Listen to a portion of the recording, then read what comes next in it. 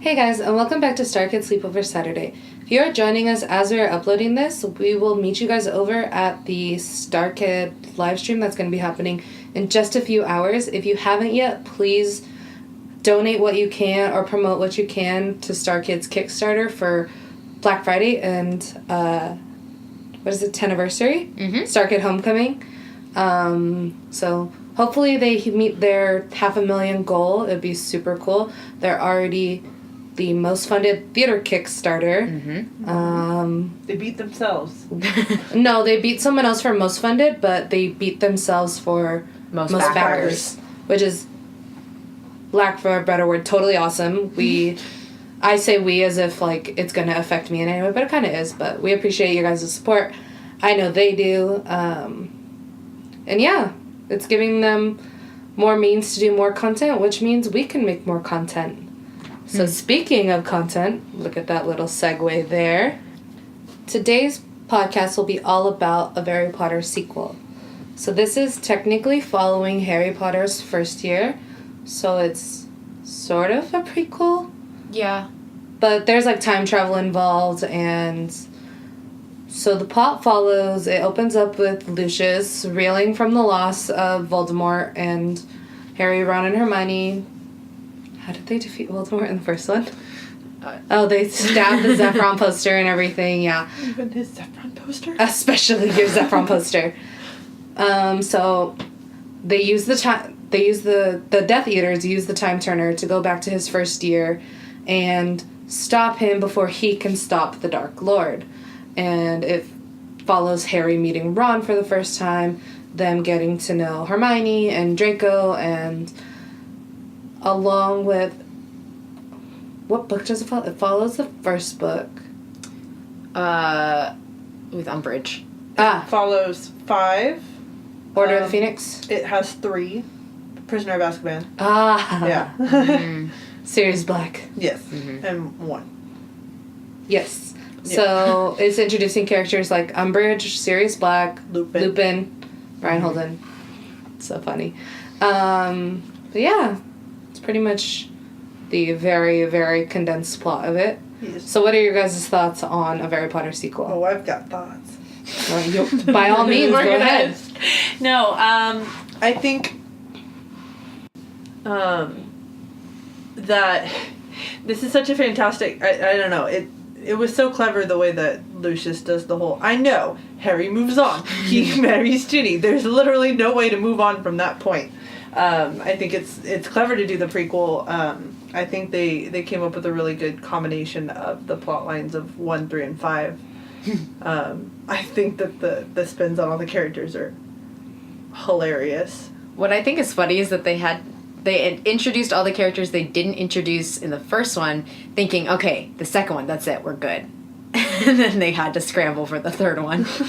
Yeah, senior year is its own can of worms. But I love, like, that they made cute little callbacks and such, like Harry coming to the platform with the blue headband on, and then later on him giving it to Ron, and then, because we see Ron have it on, with no explanation. I feel like they were just like, well, we gotta make this make sense now. Yeah, because didn't they just put it on because Joe's wig just did not want to stay? But yeah, I just think cute little stuff like that, and like Ginny being a actual baby, even though it's just Jamie Lynn. Yes. Yeah. That was really funny. What else? Bringing Lily back as Molly Weasley was one of my favorites too. The Weasley parents are my favorites. Yes, Nick and Lily are hilarious. I put Nick down as one of, like, the best parts of the entire musical, because I think he's so brilliant as Mr. Weasley. He doesn't know what a Moogle is. It's my favorite. That he completely mashed up, like, back when I first saw it, I was completely obsessed with Alice in Wonderland. So, like, to see him just completely Mad Hatter, it was maybe my favorite thing ever. I loved the Polaroid thing where he, like, just hits it and he's like, I got it! That one's really funny. So, I think you'll agree with me. I really liked Rosenthal as Seamus and Yes, Brittany. Rosenthal. Here's my only problem with this is that we said in a Very Potter Musical, our podcast for that Draco was the only one that was British, and then Seamus is supposed to be Irish, and instead he's Cockney, like the really most bad British accent, which is so good.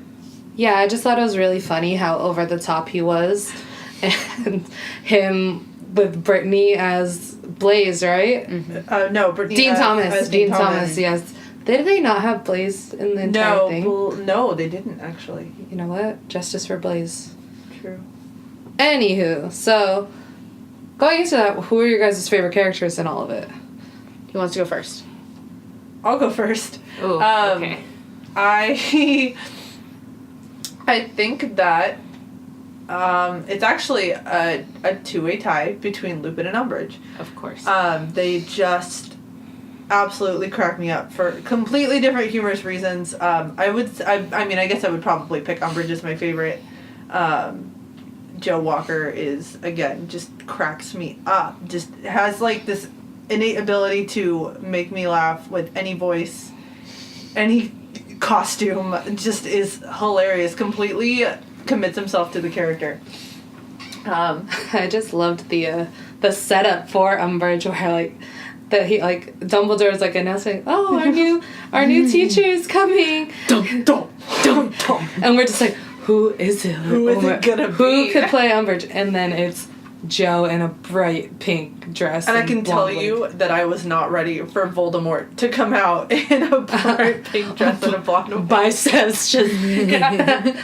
It's so funny. It's so good. I cut you off though. No, it's okay. I just absolutely love him as Umbridge. I think that he's hilarious, and I think that he does a good job of just this strong, independent woman. And then I just love Lupin, obviously. StarKids Umbridge, the OG feminist. True.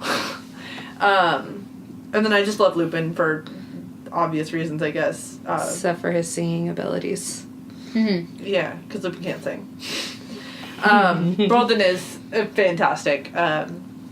Again, he's, all the StarKids are absolutely incredible at just fully committing themselves to a character, but the confidence it takes to walk out in a pair of bloody underwear and a fake mustache and completely continue on and roll is incredible. Props to him. It was the work of the mysterious Hogwarts Jaguar. I think my favorite character, though how much I do love Ron in the entire trilogy, in the sequel it's Snape for me. Mm-hmm. And yeah, that's fair too. The emotional weight they added to what was such a crazy character in the first musical, like I was just straight up like crying during Guys Like Potter, and I was like, what? Like, this is the guy that's just like so like one-liners and just pure comedy. But as much as I love Snape in the books, they brought that sort of like, I guess, spectrum of Snape's character, but they like put it in a StarKid way. In a parody musical. Yeah. It still made us all emotional about it was amazing. I also really liked Sirius. Yes. Nick Strauss is Sirius. That was really good. Yeah, I think just... Yeah. Yeah. I also put Snape as one of my favorite characters, and I said it's because him and the real movie and the real book, he's so serious and, like, he has such a... Obviously, he's such a deep character, but it's so funny in StarKid. Like, he's just so funny. Every one-liner out of him, and this specific story arc of him, like, there's him getting drunk, and then there's Guys Like Potter. They're all so funny, and I love his relationship with Lupin. It's so funny. So funny. I love how, like, in the books and movie, like, when you find out about Snape and Lily's past, it's, like, super dramatic and, like, this big reveal, and then in StarKid, it's him getting drunk, being like, Harry, your mom was so hot. Like, it's just so funny to me. I like when he's like, I'll expel you. I'll do her now. And then, like, Harry goes to drink it, he goes like, no, that's mine. Which is pretty accurate for any drunk person you ever meet. God, that was My other... I've seen the, I'll expel you. You can't expel me. We can't expel each other. Can we? I won't pretend to know. I really did love how Lupin and Snape, also how Lupin and Sirius played off of each other. Yes. These sort of, like, bickering back and forth. Yep. Like, old teachers now just acting like children, which is really funny. Like, the one that Lupin did, too, where he goes, Sirius wasn't your dad's best friend. Who told you that? Did your dad tell you that? He's like, I didn't get a chance to talk to my dad because he's dead. Okay, well, I'm his best friend. I love that group of three. Yeah. Just, you're the son of James Potter, my best friend. I also had Umbridge as one of my favorite characters. I think it's my favorite role that Joe Walker plays ever. Yes. I also wanted to re-talk about Nick as Mr. Weasley. That's... I couldn't choose my favorite. I was going through it today and I was just like, I can't pick one favorite, so I have literally 4 because this musical's so good. So good. My other one is definitely Draco. Mm-hmm. I think this time around he got even better. Like, yeah. Oh, it's that it absolutely makes me feel so sad for Draco.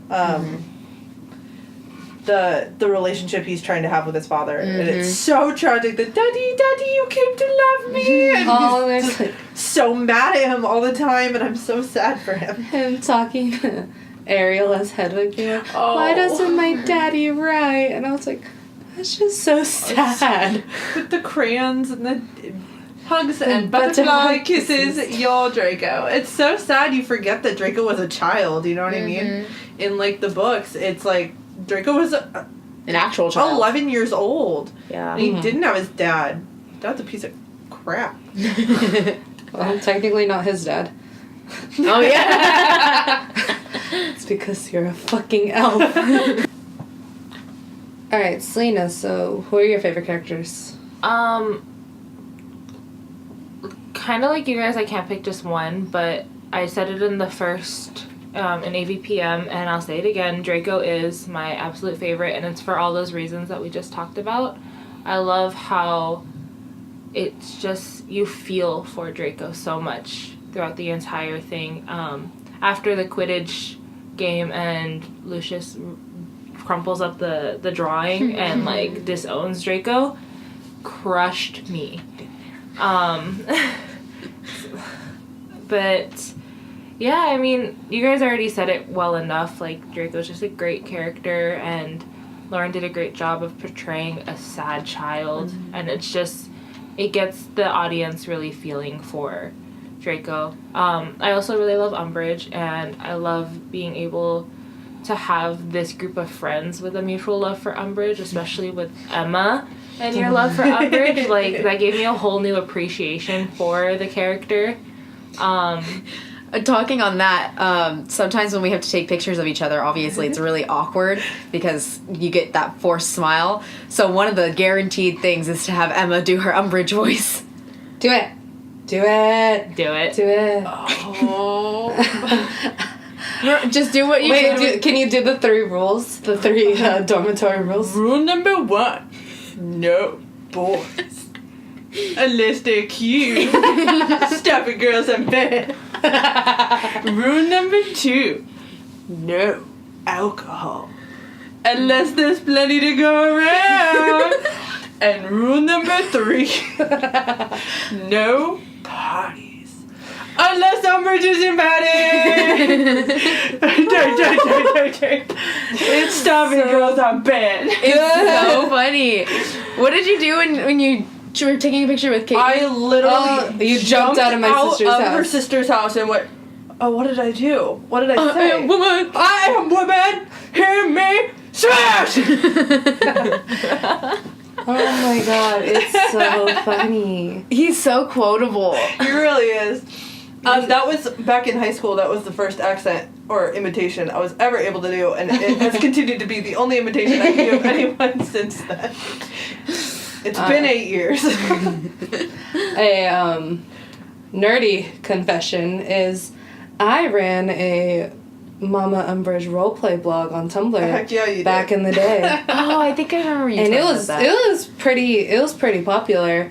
It was back when those ass box role plays were super popular, and I was like 13 years old. It was like me and all my online friends as all of like the characters, and it was just so funny, like answering questions as her. Yeah. And just be like, what is the most ridiculous thing I can say? And I can get, because I would like give advice because I was the mama. I would do that to my dog all the time. I'm just like, I'm your mama. I am. But yeah, it was just so funny. That was the best thing to ever happen to that StarKid. series. Yeah. StarKid. Well, yeah, because that was I think that was what got me when I finally watched that one, because I think that was the second thing I watched, right? After the first Harry Potter musical, I watched the second one. Yeah, and that's what got your interest into it, because you're just like, what is Umbridge? I loved Umbridge, and I love Umbridge. Oh my god.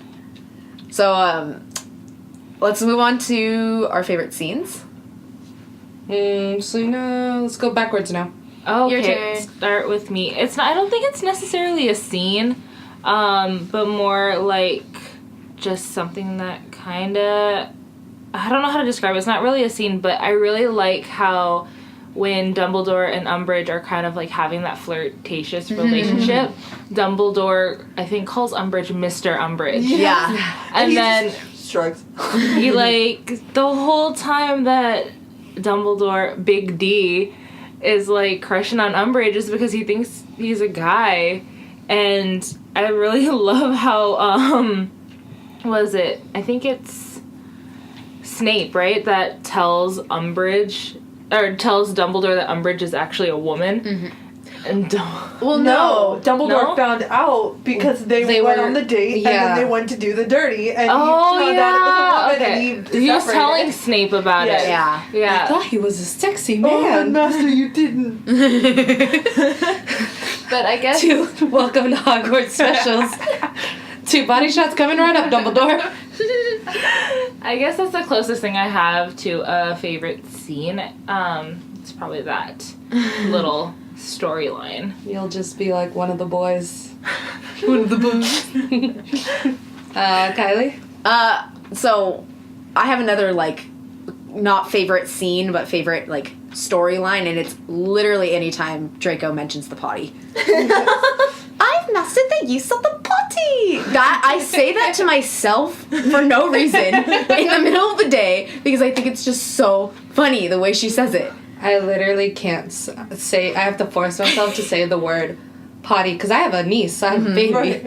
I have a niece, and I'm like, do you need to go potty? And I always say it with that accent. Potty. Do you need to go use the potty? That's me when I talk to my dog. When I walk my dog, I'm just like, go potty. Go potty. Potty, potty, potty. During our classes, we are doing child development, and there's the potty training or whatever, and I like to remember it. I always associate with something, so I definitely associate it with that, and I like drew a little picture of Lauren in my notes. As Draco on, I think, was it? With her hands up, being Standing like on top of the toilet. and I find my pudding, and it's so funny. I do my business in my diaper as usual, and then I just let it fall into the potty. Father will hear about this. In the end, when he is talking to Luna, and she's like, I'll need to go grab my diapers. And he's just like, all the respectable wizards do. I loved that. Yeah. It was so funny. Yeah, I have other like tidbits of like favorite scenes. Like I love Scarfy, and I love everything to do with Scarfy. Let's go feng shui your office. What'd you get sorted as? Bisexual. Bi-curious, waiting to merge. Gay So as the funny. 4th of July. Metrosexual. It was really funny at the end, too, where it's like, he wouldn't have wanted you to be sad. He would have wanted you to be gay. It's just really funny. What So about is that yours? Yeah. What about your favorite scenes? I have a few, because they're for different reasons. I have, like, my favorites that make me happy and my favorites that make me sad. I do love the entire Guys Like Potter number, and that the way they visualized the flashback was really cool. how it showed James from Snape's point of view. I think that was a really cool way to use that whole, like, I forget the jargon, like, memory pool thing. The removal of the robe was so cool. Yes. Yeah. I also really liked Umbridge's full-on, like, breakdown with her mom, who's Nick in the background, being like, I'm nothing like you, Mama. I'm cool. You're just like me.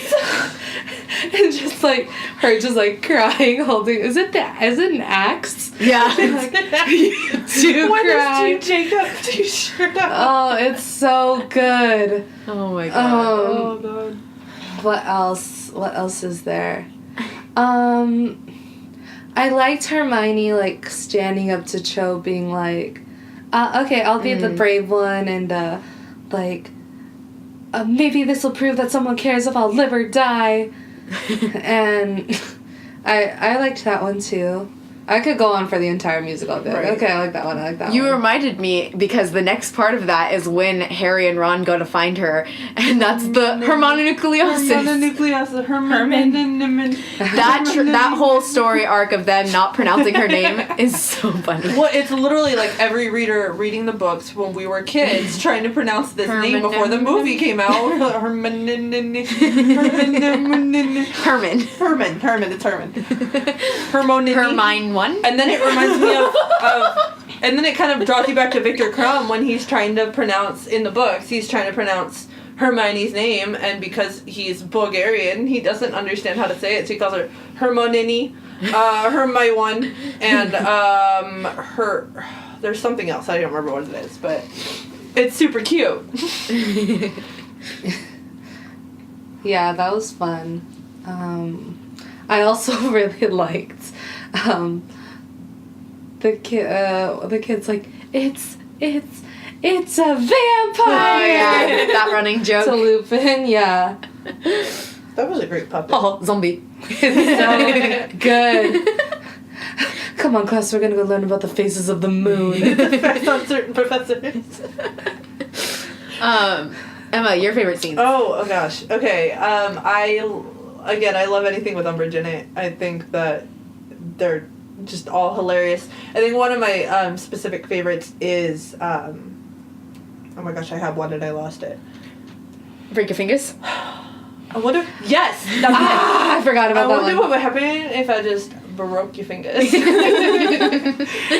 That's my absolute favorite. You could play the guitar. Finish the monologue. It's so good. Okay. Finish the line. All right, so we're just gonna go for it. Okay. It's my podcast. I'll make you do whatever I want. It's our show. I wonder what would happen if I just broke your fingers. Because then you wouldn't be able to play the guitar anymore, and then all your little friends would just leave you alone, and then you'd be just like Umbridge. Except Umbridge can kick your ass. So funny. And then he launches it, and she launches into the whole, now you a rule breaker, Potter. Makes him sit on a knife. He just put it up right on a chair. And sit on it, Patsy.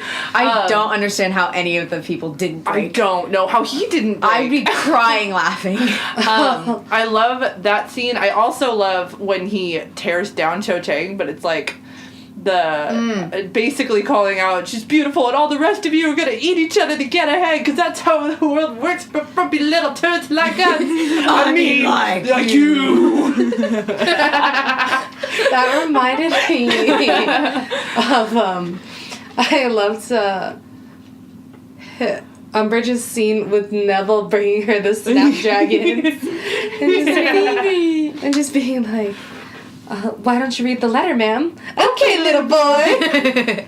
Because it also, I mean, not to go, like, too deep into it, but it shows that Umbridge can be sweet. I told y'all that. No, Umbridge is an irredeemable character. Not even StarKid can do that. But they did. I think in a Harry Potter Harry Potter sequel, Joe Walker again finds a way to add vulnerability to any character he plays, to the point where I can understand the feeling of heartbreak even though it's not Dumbledore's fault. Yeah. I can understand where she came. Well, she's still an evil character, but like I can understand Like her the crying. heartbreak, the sadness, her inability to like please her mother, like all of the above. Yeah. Story of my life. But I love those scenes. I also absolutely love.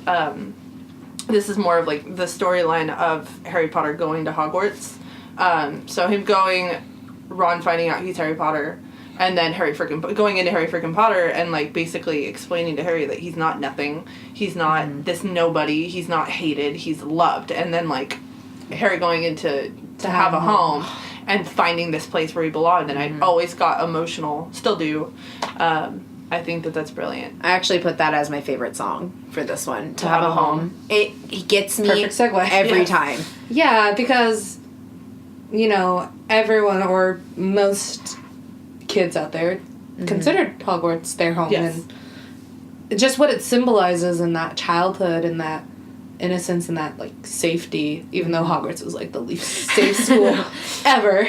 It was just that feeling and that want to be wanted. Right. That idea Everyone of belonging wants that. somewhere special. Yeah, and then, like, Darren's line of, like, for the first time in my life, I don't feel so alone. Oh, Darren Criss. Which is, like, my nice little tie-in to Not Alone. Yes. Just... Let me guess, that's your favorite? That's from the first musical. Yeah. Fake fan. I like how in the intro we're like, we're never gonna do that. It's just me being a brat. Anywho, Celina, what's your favorite song? It's hard because I was put on the spot for a second. Oh my god, I totally blanked. Well, my What mind if like any of the songs? my mind like melds all the musicals together Right. as Yeah. if it's like this 6-hour epic, which It is the Which it is. 6-hour epic. I feel the same way. Like, it's hard for me to remember which song from which musical, but I think for sequel, I really like Stutter. Which is like, I mean, it's not the same kind of feeling you get with, But it's so like, To Have a Home, but No, it's good. Oh, it's a It's sassy so one. good. it's real good, and that's like I would put that on a workout playlist or something, Yes. because like the way that the beat goes, I'm just like, yes, like Also, move. if well, you- it was Darren has an go on. actual. I was just going to say, if you take it out of the context, it's a fun song to sing if you are feeling that way. Well, yeah, Darren well, wrote. it was a real. Yeah. I say a real song. This is a real song. Have you ever tried writing like real music, like doing this for real? That's a callback to Potion Master's Corner, by the way. But yeah, it was on one of his like. I don't think it was an EP. It was like one of his like YouTube videos. Yeah, it's on YouTube. He has actual lyrics for Stutter that aren't Harry Potter related, and it's It's the same way the like coolest freaking Sammy breakup and song. Harry were the same thing. Oh, it makes me so like pumped. Yeah. I'm like, I want to get into a relationship so I can break up with them.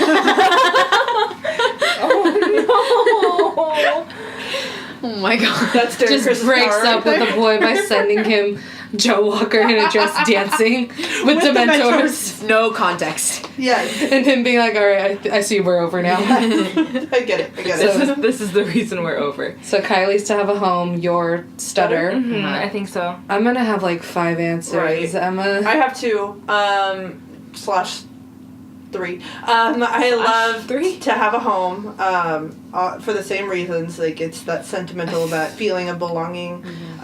Because 1, I always wanted to go to Hogwarts. That's 1, and 2, finding StarKid, and then again finding that like little niche where you belong.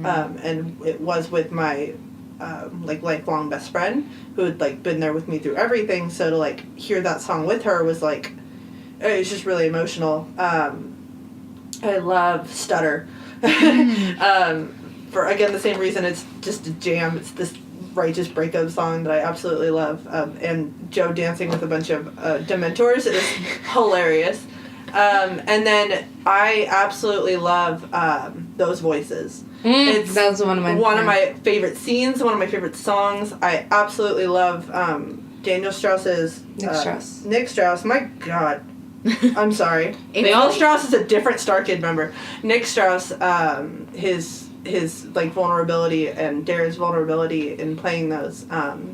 Their voices complement each other really well. They really do. Because Nick has that like deeper, gravelly voice, and Darren goes into the falsetto. That part where he goes, Ooh, I those like gravelly. voices I like reaching that. out. That's my favorite. I won't even try to sing it. No, it's that part especially. But yeah, I absolutely love the vulnerability of that scene.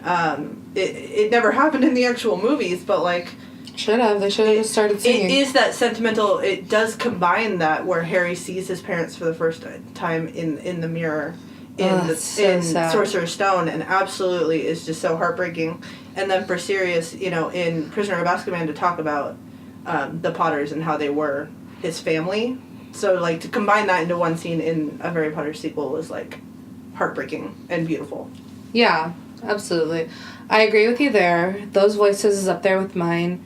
And also, I feel like my favorite songs in this are the sad ones, because my second favorite one is Guys Like Potter. Yes. It is just really so good.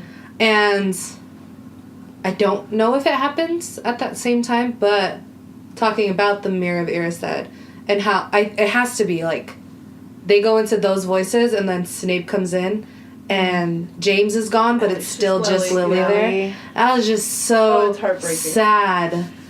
And it's just like, it's almost like a blink and you miss it moment too. Yes. If you're not paying attention, you're just like, why does Snape look like that? Mm-hmm. And it's just those little things just stick with me. Little details. Yeah. StarKid went in on this one. Yeah. They really went for our feelings there. Yeah, and you touched on my favorite parts of those voices and Darren's ability to, like, make the Barney theme song sound emotional. Like, which should be a challenge, so Darren, you'll never hear this, but if you do, that's your challenge. I'm picturing it now. Challenge accepted. Challenge complete. So if StarKid raises $1 million in their Kickstarter... Oh my god. I'm gonna write a letter. Another one that I really like, which isn't as sad, but I love Days of Summer just because it does have that tie-in of going back to Hogwarts. It has a very... And also because they thought this was going to be their last Harry Potter musical. Mm-hmm. So when they sang that, it was like that, that part is over. Like, no one needs to say goodbye. And then the third one happened. And then they freaking come back. Yeah, screwed it all over. It's like a Marvel character. You think they're gone. And then they're like, all right, we're going to put them in a TV show. But yeah, so we talked about favorite scenes, favorite songs, favorite characters. Any closing thoughts? Oh, I had one more thing that I want. It's so random and little, but we quote it so much that I couldn't not bring it up, and it's candy from the trolley. Candy from the trolley. You just killed the candy lady. I just love the fact it's not even like Jim is trying to like do a feminine voice or anything. He's just candy from the trolley. It's so good. And just the way he like holds out the candy is just like, here, take it. I actually I did want to actually touch on a couple of Jim Pueblo's like characters in this, because he's back as Goyle. And I absolutely love, I actually told Kylie we were kind of this relationship that is Draco and Goyle, where Draco's like, like when he rips the picture on accident, he goes, Goyle, paste it! And Goyle's like, he just wants to help him. He's like so supportive. It's this like, it's so He's so funny. calm and like there to help, but like still kind of like a presence. He is a loving, calming presence. Whereas Draco is so neurotic and like... And then Ferenz, I just wanted to quickly my friends, our centaur friends. This specifically the costume, because I think they talked about it in one of the recent live feeds that they've done. They talked about how they originally had a full centaur costume and that it just wasn't working. It was saggy, it kept falling down, it just didn't work, and then they found this tiny little centaur butt of a costume and they were like, Jim, put it on. They were like, perfect. So funny. And everything they play with that, like when Ron goes up behind him and pets him and he goes like, he like does the shiver thing up his spine. And like Ron like treating it like he's a full grown horse. And they like kick him, right? And he's like, oh, my chest. Yes. Yeah. I love those like nods to fourth wall breaking theater tactics. Yes. Remember when Jim did he hosted an entire live event StarKid did as Ferenz? Yeah. He did the Q&A. Oh my gosh, I forgot about that. That was Bring it back. Bring it back. Not like I was there, I just watched a lot of videos. Yeah. But yeah, that was really funny. I would just say this is probably my favorite of the 3 Harry Potters. Yeah, I was about to ask, definitely. how does this compare to the different ones? It's my favorite. I think that the soundtrack is so freaking solid. Yeah. And the fact that we can't pick, it's so hard to pick a favorite song. We didn't even talk about, isn't Coolest Girl a part of this? Am I wrong? No, it is part of it. Okay, I was right. Because it's right after Hermione can't drop. Exactly. Because the piano is the intro and Coolest to Girl Hermione can't drop. is one of those just major anthems. That was the one that you were like, you have to watch this StarKid thing. You would like this song. Yeah. Yeah. And I was It's like, just yeah, I do such like this a song. girl power song. And I am praying to, like, every deity that Bonnie will sing it at homecoming. I'm praying that there's like a theory going around that it would be be Meredith a and Bonnie duet. doing a duet. Oh. That would be Oh my god. incredible. My heart. That'd be fun. I have shivers. I have like goosebumps thinking about it. That'd be a Oh my fun God. way to, like, officially pass the Hermione torch. It really would. Even though Hermione is gone. Yeah, but, you know. Plot twist, symbolic. Emma Watson's gonna come out and sing Coolest Girl. A trio. Oh my gosh. There was one thing I wanted to point out, and it's really random, but I just wanted to bring it up, was how when Umbridge took over Hogwarts, how everything, like all the little things that she did to change it, like she hired the Ghostbusters to get rid of all the ghosts. She removed all the moving pictures, is that what they're called? Moving pictures? Paintings? Yeah. Or, when the Zephron poster's gone and she replaces it with Taylor Lautner, and then just the whole team team Jacob. Sure, it's like, yeah, I don't know. I found that kind of hilarious. Like, the Ghostbusters thing was so random, but like, it's so funny. That is really funny. I completely forgot about that. Like, hired the Ghostbusters to remove all the ghosts. And then Snape coming in, what happened to Master Zephron poster? What did you do, you horrid bitch? I feel like this one's also the most quotable. Like, I've noticed that. Say that about any of these musicals, though. I know. That's true, but I feel like this is the one where we quote it without thinking about it. Yeah. Like, it just comes up, like, Candy from the Trolley, like... Candy from the trolley. Yeah. Like, we walk into a candy store and instantly somebody has to say it, and it's like, we don't think about it, we don't address it, it's just a thing there. we say. And there's the most, like, I mean, I don't know if I'm right, but I feel like there's the most voices, like different voices that we can imitate throughout this one. Because it's not like necessarily like the most, characters or anything, but like the most distinct voices. Yeah. Like, Which make them more Arthur fun to quote. Weasley, Draco Malfoy, even Lupin has like that Like distinct his inflections. Sure as hell. Yes. Sure as hell. How dare you! Lucius Malfoy. Oh my god. It's such a quotable, like all the voices Oh my are gosh. so distinct. I forgot. Isn't sequel where Darren's like, I'm in a rage? Yes! This is the best I've ever been. Wait, And why then- have you guys said that, like, Yeah. 20 minutes I ago? all say the it all the time. time. It's at like the slightest inconvenience. Yeah. I'm in a rage. This is the maddest I've ever been. And it's like it's Lucius and the Death Eaters behind him, like dancing in, and Harry's just like, what an impressive display. And there's the part where they're like, you stand there and you do this. They're just and you stand there and you do this. choreographing. I know it's gonna feel really weird, but it's gonna look amazing. This is also when they have the whole Quidditch match and they like do that. I'm gonna kick your what's ass. that song called? Oh, I can look this up. Let the Games Begin. Oh, yes. yeah. Yes. I really I like love that song too. Somebody's going down. Yes. Not I think that one is gonna most reminiscent of High School Musical. Like, And that's how you base all your good music. exactly. If it doesn't hold up to High School Musical standards, I'm not about Well, it. that's how StarKid did it too. But yeah. We could talk forever about I this know, one. we could talk about this I forever. just remembered, every time I see, like, some kind of, like, if I see a snake anywhere, if it's a video or in real life, I go straight into Seamus, like... That's from the third one, that is though. from the third one. Is Yeah. it? Yeah. No, I don't remember that being... Because it's the Basilisk. It's Chamber of Secrets. See, It's the But the Junior. because I thought of it when she brought up the accents, like voices. No, but Seamus does the it comparison. You have to get down here. There's a whole carnival down here. There's games and Ferris wheels and stuff. And and it chopped off his head! No, it's and he never came out. Oh, that's right. That's so funny. I heard that she kissed a Demento and it died! Which is like totally how kids talked when there was like a supposedly mean substitute teacher on campus. Like, last year did this to this. It was just so funny. Very well written, very funny. It flowed perfectly. Yes. Yeah.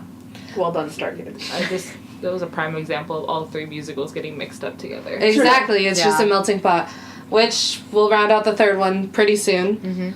So until then, don't want to see you go, but it's not forever. See, even our ending is from Harry Potter sequel. Again, if you haven't had the chance, please, we are in our last hours of the StarKid 10th Kickstarter. Do what you can. See if you are able to donate a couple more dollars, up your pledge.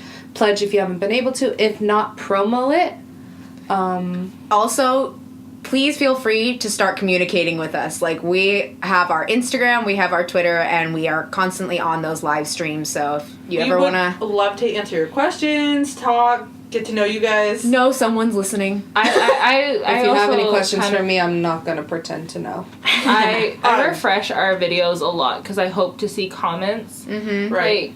Like, I think it would be cool if you guys interacted with our videos, like the audio. Like, we can answer questions, we can have kind of discussions based on those things. We can even make, like, question episodes, too. Yes. Because after StarKid 10, we're going to have less, like, musical subjects to focus on, but we'll get more into... Yes. At last. Freedom! I've never been an older sibling, so I don't understand that feeling. I get it. It's weird, I get it, but also I don't want to get it. Like, I don't know why, but, like, it's that feeling. It's weird. I like how we've tried to end this podcast like 3 times. But anywho, please go donate to StarKids Kickstarter or promo it. If we could just even get a couple more dollars, if they hit the 500,000 mark, it would be amazing. I know that the StarKids would be floored if they were able to do that. Until then, don't want to see you go, but it's not forever, and we will see you in the next episode. Bye! Have fun in Hogsmeade.